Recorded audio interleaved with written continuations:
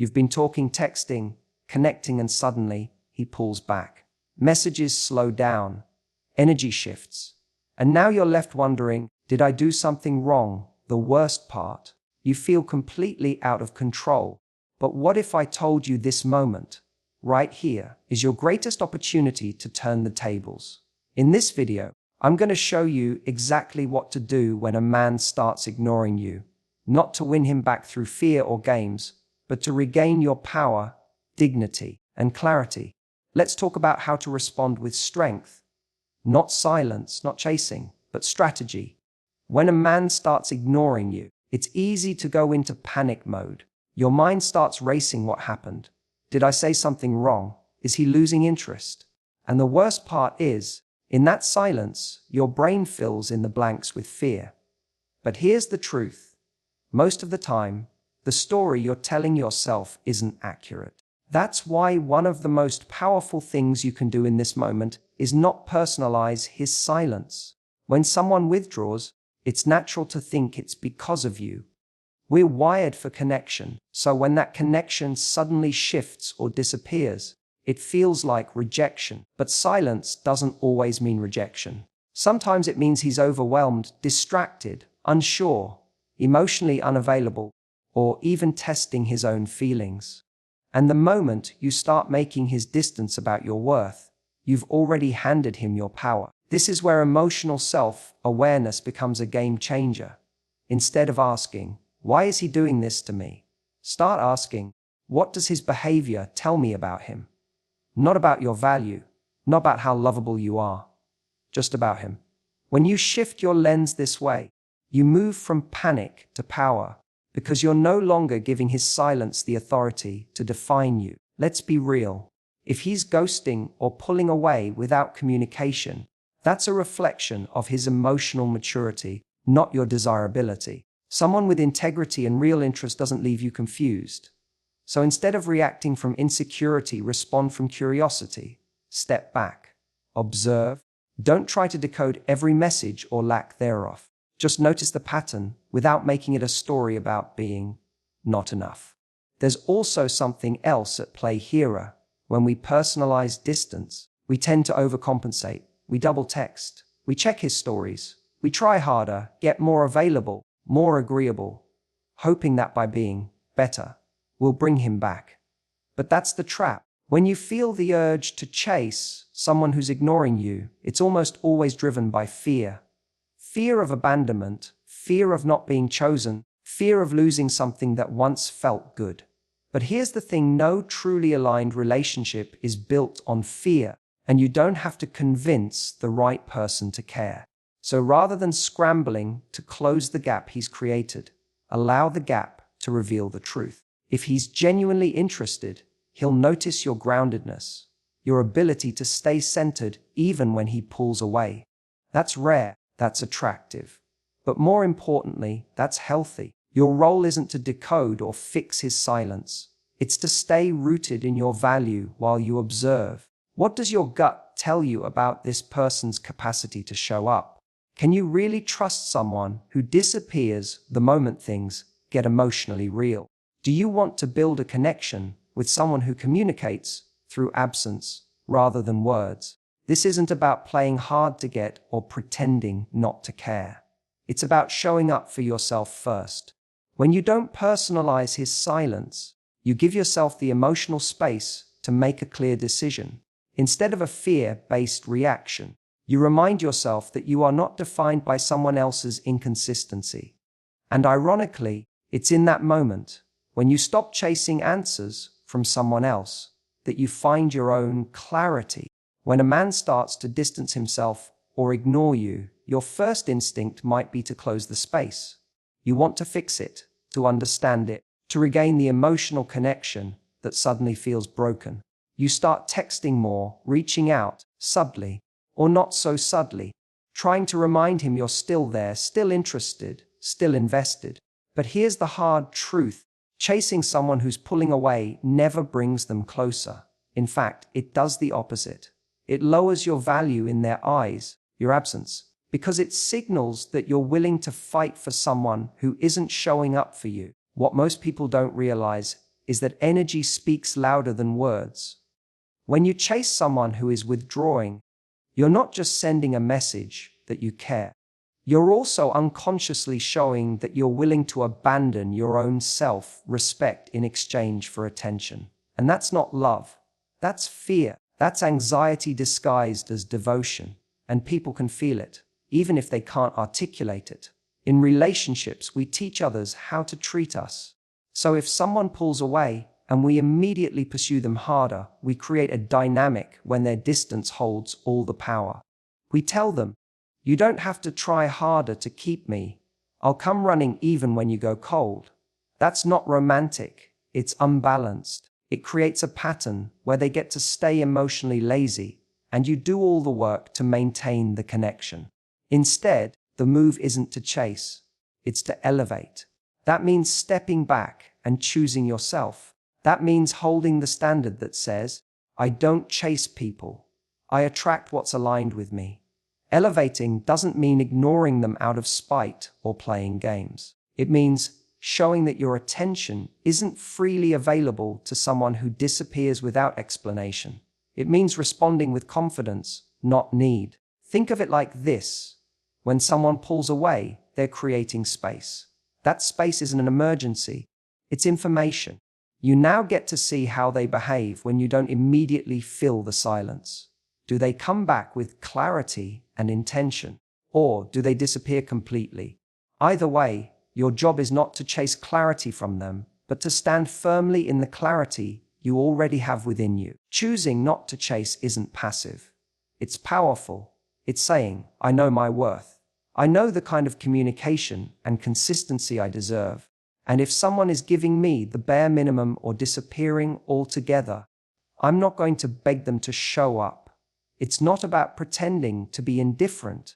It's about protecting your energy and making it clear that you don't invest deeply in people who make you question your value. And this confidence, it's magnetic. People notice when you don't react out of insecurity. They feel the difference between someone who needs validation and someone who chooses connection from a place of strength. Ironically, the more you stay grounded and calm in response to someone's distance, the more they begin to notice your presence. Not because you chased them, but because you didn't. So the next time someone starts pulling away, don't rush to close the gap. Take a breath. Observe their behavior. Ask yourself what their actions reveal about their capacity for a healthy relationship. And most importantly, remember that you don't need to run after anyone to be worthy of love. The right person will meet you halfway, not make you chase them just to feel seen. When someone you care about starts ignoring you, it's easy to feel like the ground beneath you is shaking. You may start questioning everything: your looks, your personality, your actions. You wonder what you did wrong or why you suddenly seem invisible to someone who once showed interest. In these moments, the most powerful thing you can do is reconnect with your value. Not the value someone else places on you, but the value that's always been there, regardless of how anyone treats you. It's tempting to look outward for reassurance when someone pulls away. You want them to come back and validate you, to remind you that you're lovable, attractive, and wanted. But the truth is, when your sense of worth depends on someone else's attention, you give them control over how you feel. That's not love. That's emotional dependency. Reclaiming your value means turning the focus inward and remembering that your worth was never up for negotiation to begin with. We often forget that romantic interest is not the same as romantic capacity. Just because someone showed you attention at one point doesn't mean they were capable of sustaining a deep, consistent connection. And when that interest fades or disappears, we internalize it as a reflection of us, rather than a limitation on their end. But your value isn't tied to someone's ability to recognize it. A diamond doesn't lose its worth just because someone walks past it without noticing. Reconnecting with your value means shifting your energy from proving you're worthy to knowing you are. That shift is subtle, but it changes everything. Instead of asking, "Why doesn't he want me?" you start asking, "Why would I want someone who can't even show up?" You stop begging for breadcrumbs and start setting a higher standard for how you expect to be treated. You stop auditioning for love and start owning the fact that you are the prize. This is not about arrogance or pretending you don't care. It's about grounding yourself in the truth that someone pulling away doesn't mean you're any less incredible. It means they're either not capable, not ready, or not aligned with what you deserve. And in every one of those cases, the right move isn't to shrink or chase. It's to stand taller in who you are and what you bring to the table. People who are deeply connected to their own value radiate a different kind of energy. They don't operate from scarcity. They don't panic when someone drifts away, because they trust that what's meant for them won't have to be forced. They know that they are a whole person, with or without a relationship. And that energy, it's not just attractive, it's unshakable. Reconnecting with your value also means coming back to the things that light you up, your passions, your friendships, your goals. It means rebuilding your emotional foundation on your own terms instead of someone else's attention. You become magnetic not because you're chasing someone, but because you're fully in alignment with who you are.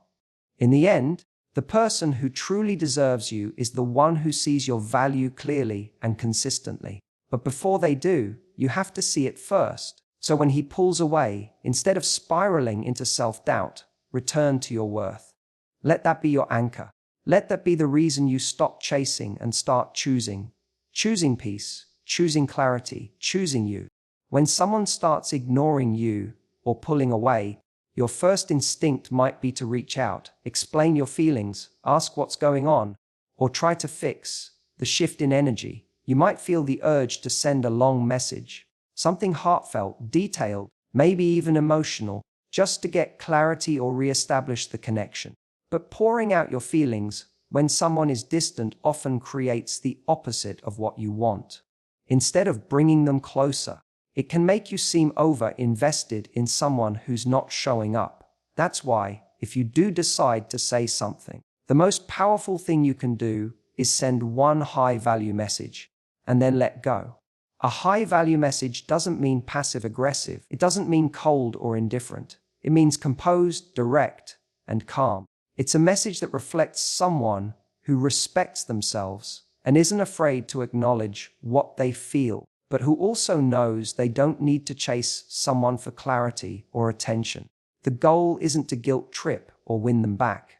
It's to express yourself clearly once and then step away from the outcome.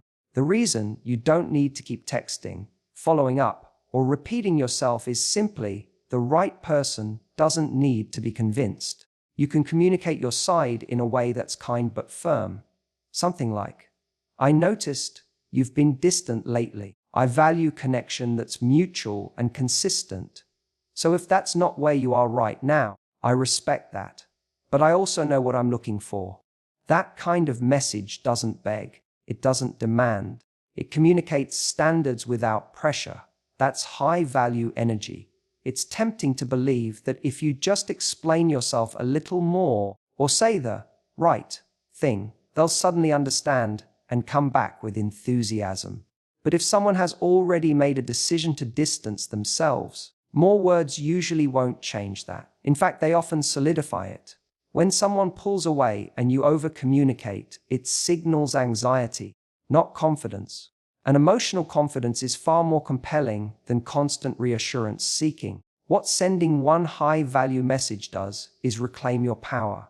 It tells the other person and yourself that you're willing to speak up, but you're not going to keep talking into silence. It protects your dignity.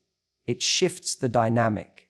Suddenly, you're not waiting for someone to validate you. You've already validated yourself by being clear, respectful, and direct. That's rare, and it stands out.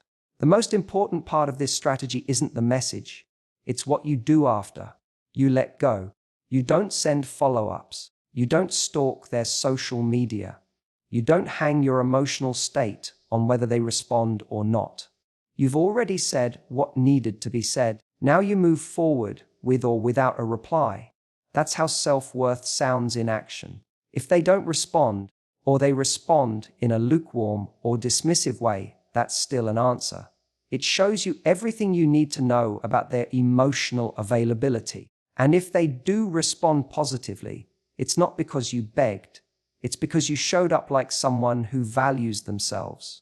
Either way, you've given yourself the gift of clarity. You didn't wait in silence. You spoke up and then moved on with grace. Sending one high-value message and letting go isn't weakness. It's strength. It's emotional maturity. It's saying, I'm not afraid to communicate, but I'm also not going to perform for someone's attention. That's how you stop chasing and start leading with confidence. That's how you protect your heart without closing it off. When someone starts ignoring you, it's easy to let your world shrink around that silence. Your thoughts begin circling the same questions. Why hasn't he replied? Did I say something wrong? Is he losing interest? You find yourself checking your phone every few minutes, overanalyzing old messages, stalking his social media, and putting your life on pause while you wait for a response. Without realizing it, your entire focus shifts from living to waiting. And that's the exact moment you need to pull your energy back and redirect it. Not to him, but to yourself. When someone pulls away, it creates a vacuum. And if you're not careful, you'll fill that empty space with worry, self-doubt, and overthinking. But what if you filled it with something else? Something that actually builds you rather than breaks you? What if you used that space as a mirror, not a magnifying glass on them? This is your opportunity to turn the attention inward and reconnect with your life, your joy, your goals, and your sense of self. Because the more you obsess over why someone is ignoring you, the more you disconnect from everything that makes you magnetic in the first place. There's something incredibly powerful about a person who knows how to focus on their own world when someone else becomes emotionally unavailable of your absence. It doesn't mean you don't care. It means you understand that your life doesn't stop because someone else went quiet. You continue to invest in yourself. You stay active in your friendships. You put time into your work, your hobbies, your physical and emotional health, not as a distraction, but as a declaration that your time, energy, and identity are too valuable to hand over to someone who isn't choosing you consistently. The problem with putting all your attention on someone who's distancing themselves is that it trains your brain to believe their behavior controls your emotional state. You begin to depend on their engagement for your confidence, your mood, and even your self-worth. But that kind of emotional dependency is exhausting, and ultimately, it leaves you powerless. The moment you shift your focus back to your own life, you remind yourself that you create your sense of stability, not someone else's texts or lack thereof. Ironically, this shift in energy not only helps you emotionally detach, but it often changes the dynamic with the person who pulled away. When someone senses that you're no longer emotionally clinging to them, they either realize your value or they fade for good, which also gives you clarity. But either outcome is a win, because what you're really doing is stepping back into your own power. You're showing that your emotional well-being isn't up for negotiation every time someone goes distant. This isn't about pretending to be busy or playing hard to get. It's about actually choosing to be engaged in a life that fulfills you. You're not sitting by the phone. You're out creating experiences, making memories, and deepening your sense of self-worth. And when your focus is on your world instead of theirs, you naturally become less reactive. You stop waiting for someone to make a move because you are the one moving forward, with or without them. In relationships, confidence isn't just about how you carry yourself. It's about where you place your focus. And if someone is pulling away, the most magnetic thing you can do isn't to chase, explain, or analyze. It's to live, fully, passionately, unapologetically. That kind of energy doesn't chase, it attracts. And more importantly, it protects you from tying your happiness to someone else's silence. When someone starts ignoring you, it's natural to want answers. You find yourself waiting, hoping, wondering if they'll come back around, if they'll finally say something that makes it all make sense. That pause in communication can be deeply uncomfortable because it leaves you in limbo, unsure whether to hold on or let go. But the most important thing to remember is this: you don't need to wait for a response to move forward. You can observe how someone behaves. Take in the information their silence gives you and make a decision from a place of strength rather than confusion. When you've said your piece or made your effort to reach out, what comes next isn't more reaching, it's watching, not anxiously, not obsessively, but consciously. Does this person respond with consistency? Do they step up with clarity? Or do they continue to stay distant, vague, or indifferent? Their behavior will tell you everything you need to know, not just about their feelings, but about their emotional maturity, their readiness for a relationship, and their respect for your time and energy. If someone disappears when things get a little more serious, or stops putting in effort once they feel they've got you, that's not a person who's ready for something real. Silence and avoidance may not feel like direct answers, but they are answers nonetheless. A person's ability or inability to communicate when it counts says more than words ever could. And if they ignore you, pull away, and leave you feeling confused, that's a sign that they either don't care enough to bring clarity, or they don't know how to show up for you in the way you deserve. But here's where your power least. You don't wait for them to make the next move. You've already made the most important one, choosing yourself.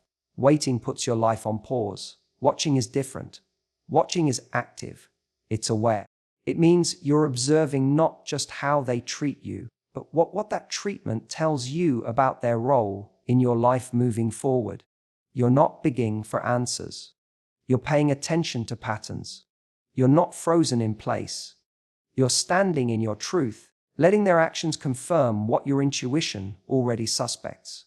Sometimes they will come back, and when they do, you get another window into their character. Do they return with sincerity, accountability, and the intention to rebuild trust? Or do they come back just enough to re-engage your interest, only to pull away again? Don't get caught in cycles that feel familiar but unsatisfying.